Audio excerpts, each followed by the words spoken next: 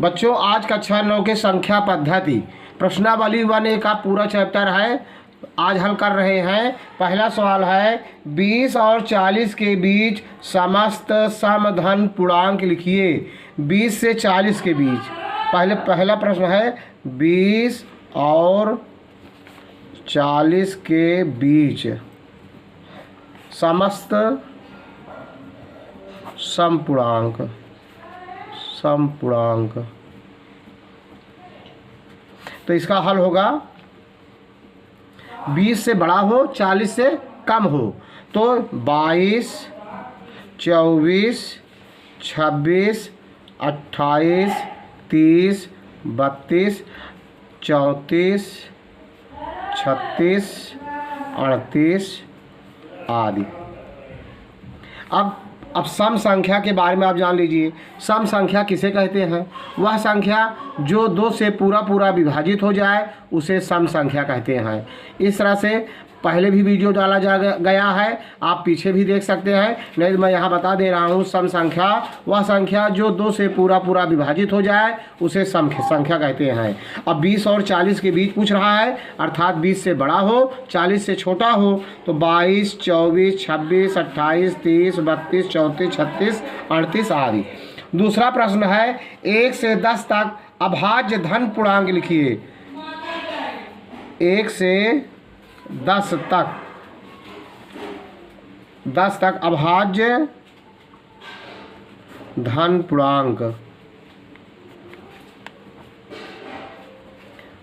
धन पूर्णांक लिखना है।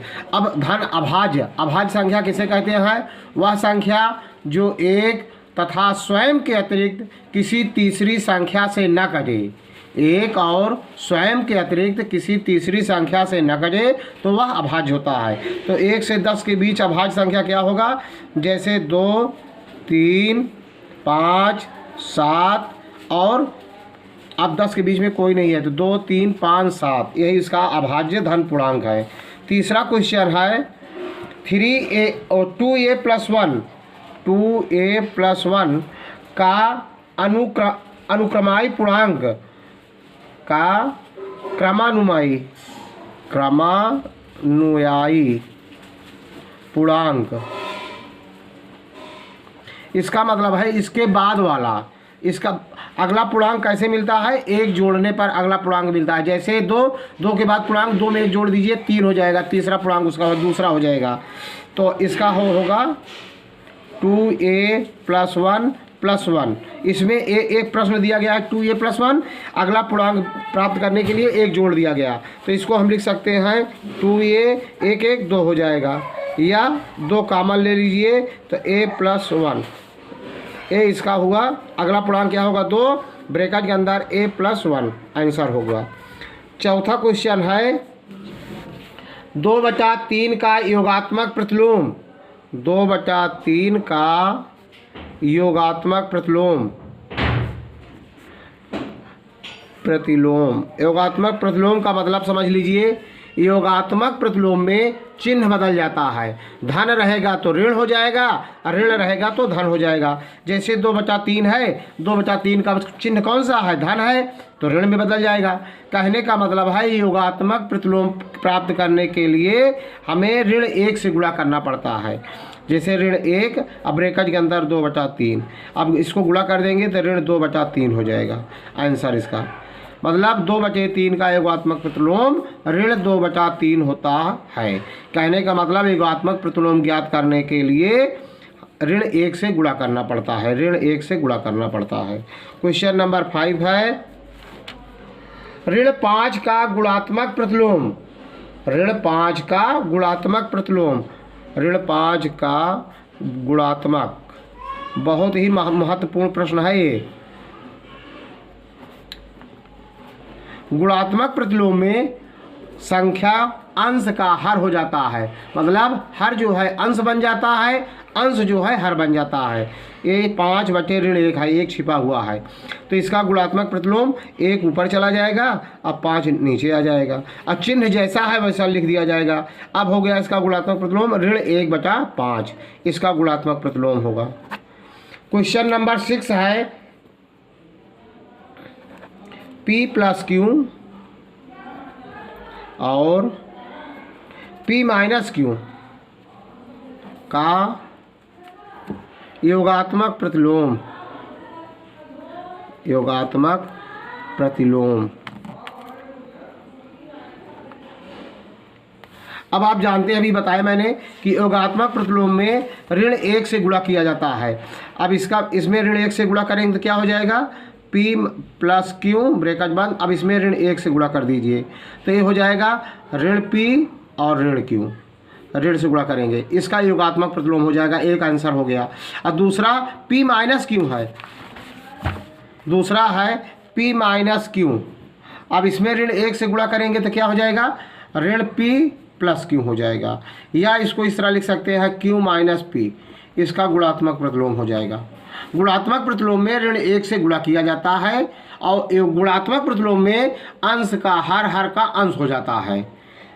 अगला है यक्ष के किस मान के लिए, 7वां, यक्ष के किस मान के लिए 5 गुणे ब्रैकेट के अंदर है 3 गुणे 2 ब्रैकेट क्लोज, फिर इज इक्वल है दूसरे ब्रैकेट में है 5 गुणे 3 इंटू यक्स।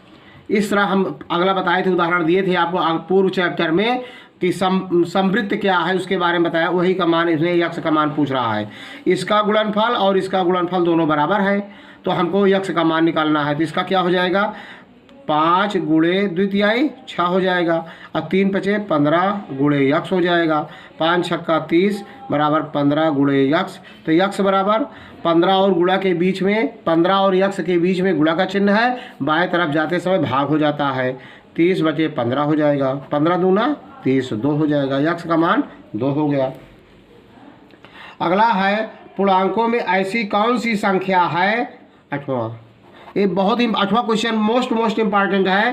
पूर्णांकों में ऐसी कौन सी संख्या है जो स्वयं का योज्य प्रतिलोम होती है, तो 0, क्या लिखेंगे, 0 स्वयं का योज्य। अब देखिए 2 नाम है, चाहे योगात्मक कहिए चाहे योज्य कहिए, दोनों एक ही नाम है। कभी कभी बच्चे भ्रम कर जाते हैं कि योज्य प्रतिलोम क्या है, योगात्मक प्रतिलोम क्या है। तो योज्य और योगात्मक एक ही नाम है। 0 स्वयं का योज्य प्रतिलोम होता है।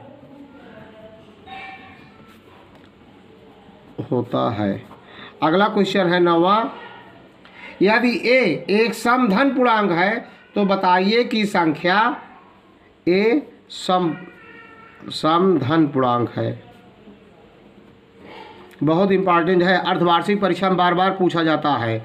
a समधन पूर्णांक है तो पूछ रहा है a माइनस 1, दूसरे ब्रैकेट में है a प्लस 1, सम है या विषम, सम है या विषम।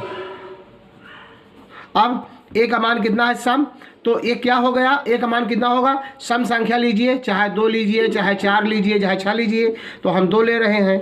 2 माइनस 1 हो गया, दूसरे ब्रैकेट में 2 धन 1 हो जाएगा। अब इसको हल करिए, 2 में से 1 गए 1 गुणे 2 1 3, 3 का नाम 3। अब 3 सम है कि विषम, विषम है, तो यहाँ लिख दीजिए विषम है। अब आंसर क्या हुआ, a माइनस 1, दूसरे ब्रैकेट में है a प्लस 1, क्या है, विषम है। इसका टिक कर देंगे, विषम है। क्वेश्चन लग गया।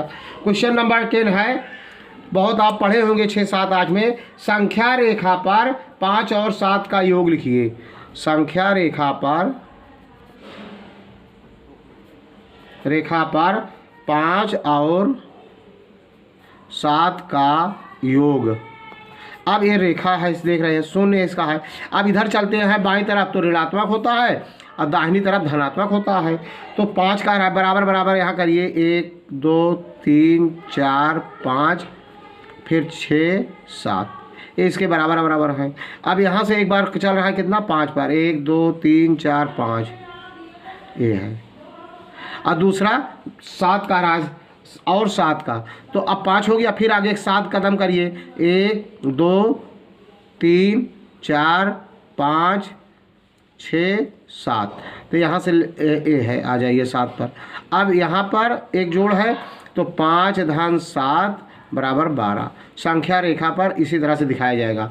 बस आज वीडियो में इतना ही। अगर यदि वीडियो आपको पसंद आया हो तो लाइक करना, सब्सक्राइब करना। जय हिंद, जय भारत।